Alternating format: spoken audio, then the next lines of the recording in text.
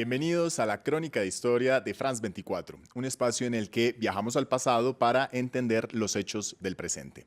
Hoy vamos a hablar de Nelson Mandela por la conmemoración de los 100 años de su natalicio, el hombre que fue el rostro internacional de una lucha contra el apartheid, el sistema de discriminación racial que tanto aquejó a la extensa comunidad afro en Sudáfrica durante el siglo XX. Para esto nos acompaña en el estudio Rosa Carlina García. Ella ha sido consultora de organismos internacionales como el Banco Interamericano de Desarrollo en el marco de temas de inclusión y equidad social. Rosa, bienvenida a los estudios de France 24 y empecemos por descubrir quién era Nelson Mandela.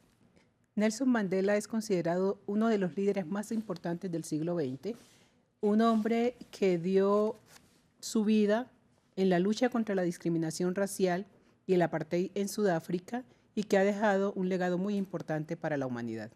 Y los 100 años que se están conmemorando de Nelson Mandela corresponden a que él nació el 18 de julio de 1918 en el seno de una familia real, pero no era cualquier familia real, era una familia real tribal, la familia de los Tembu, el pueblo de los Tembu.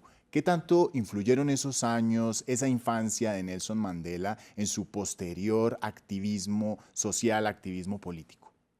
Indiscutiblemente, los años de infancia en la vida de Nelson Mandela tuvieron un impacto muy importante y son la base de todo su proceso posterior, porque él creció en medio de los jefes tribales de Tembu y pertenecía además a una familia real, lo cual le permitió conocer de cerca muchos de los desarrollos a los cuales se veían, digamos, expuestos en esos momentos estos líderes tribales. Él creció escuchando las historias de los jefes tribales, creció con el orgullo de ser además un miembro de esta realeza y eso le permitió además acceder a unas opciones de educación que el promedio de la población no tenía para ese momento. Y unos años más tarde, Mandela, ya cuando es joven, viaja a Johannesburgo y se enfrenta con otra realidad, y es la que en los años 40, en los años 50, en el poder comandaba la minoría blanca de los afrikaners, que era esta población de origen neerlandés, y donde se está llevando a cabo el proceso del apartheid. ¿Qué es esto del apartheid? ¿En qué consistía?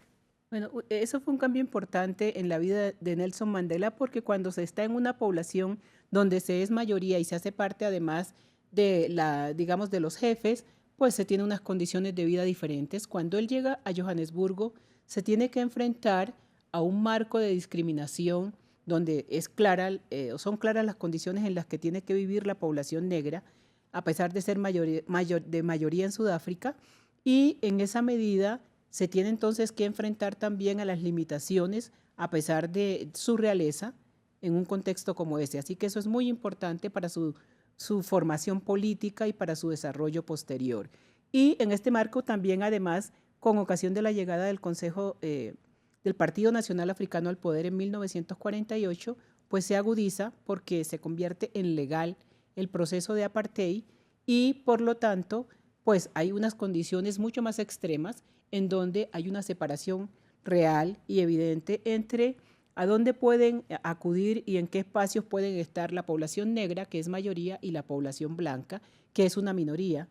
Y en este marco además se establece que solo el 13% del territorio está, digamos que destinado a la población negra. ¿Qué tipo de espacios eran esos donde no podían estar los negros y los blancos? En los restaurantes, en los buses, digamos, cómo se distribuía el territorio, en qué barrios vivía la población blanca, en cuáles vivía la población negra y en qué condiciones. Estaban prohibidos, por ejemplo, los matrimonios interraciales. Entonces, digamos que en todo esto había una condición diferencial muy grande, pero además en la que esa mayoría negra vivía en condiciones de marginalidad extremas. Y Mandela, por ejemplo, en su universidad era el único afrodescendiente y él comienza allí a experimentar y a vivir esos primeros episodios de racismo y muy pronto, una vez él se gradúa, comienza a un activismo social en el Congreso Nacional Africano. ¿Cómo es que Nelson Mandela logra ese protagonismo en Sudáfrica para ser el líder que hoy conocemos? Pues es una historia muy larga, realmente, y el proceso de liderazgo en el marco del Congreso Nacional Africano parte de mucho antes de su proceso, digamos, de graduado como abogado, y se da además cuando se genera el movimiento juvenil que tiene soporte ideológico en el nacionalismo africano, ¿no? Ese nacionalismo africano creo que cumplió una misión muy importante en esa generación de jóvenes y en ese marco empieza su liderazgo porque además, debido a su formación, eso le permitió enfrentarse a unas estructuras blancas eh, que lo hacían muy visible y se convirtió en objetivo eh, en el marco de, digamos, de esos liderazgos, era uno de los objetivos más claros a acabar con él, ¿no? Y eso se expresa luego en todo el proceso que se le sigue en su declaratoria de traidor de la patria, y a él se le acusa además de estar dando una pelea para derrocar el gobierno, ¿no? Entonces, en ese marco es realmente muy visible su liderazgo y muy visible además la persecución que se genera en torno a él. Y usted lo menciona, lo acusan de traidor y en la década de los 50 entra a la cárcel por cadena perpetua. ¿Qué pasa con Nelson Mandela en la cárcel? ¿Qué pasa durante esos años en Sudáfrica? Nelson Mandela estuvo preso 27 años y ese también fue un periodo muy importante porque es allí donde se genera el proceso de cambio, cuando él se hace consciente de que no solo los africanos negros son, digamos que tienen unas condiciones eh, un poco, o mejor, muy complicadas, sino que aún algunos blancos pues están en ese proceso por desconocimiento de la realidad y porque no hay un mecanismo de acercamiento entre las dos culturas. Él hace un acercamiento con sus propios carceleros. Allí empieza un proceso que le permite a él buscar otras alternativas de cómo cambiar las circunstancias actuales del país, y empieza allí entonces un proceso de acercamiento con el gobierno de De Klerk y un proceso de negociación.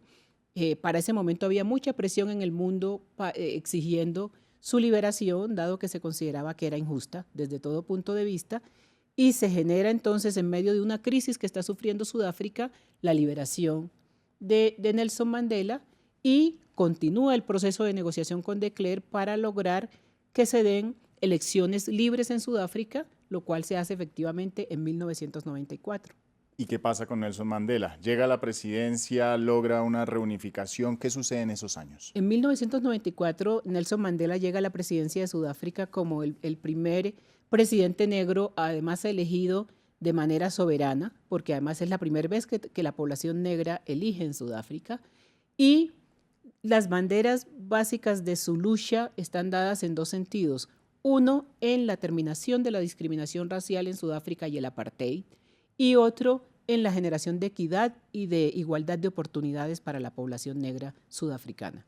Y en ese sentido, no solo se avanzó muchísimo en Sudáfrica, sino que además, aunque él tuvo la posibilidad de reelegirse como presidente, él no aceptó la postulación y luego se elige nuevamente a un presidente negro, lo cual expresa que efectivamente ese proceso, digamos que tuvo y generó bases sólidas para el cambio en Sudáfrica. Inmediatamente se gana el Premio Nobel de Paz. ¿Por qué cree usted que le dieron este premio, este honor a Nelson Mandela? Indiscutiblemente todas las acciones que desarrolló Nelson Mandela a lo largo de su vida lo llevan a esa posibilidad, y creo que es uno de los premios Nobel de Paz más coherentes, porque después de 27 años de estar preso, después de todos los años de lucha y de persecución que tuvo antes de llegar a la cárcel, y posteriormente todo el proceso que da para lograr la unificación de Sudáfrica, indiscutiblemente requieren de un carácter, de una visión y de una inteligencia que pocos tienen en el contexto, líderes han podido expresar en el contexto mundial. Para hoy en día, ¿qué legado le dejó Nelson Mandela al mundo?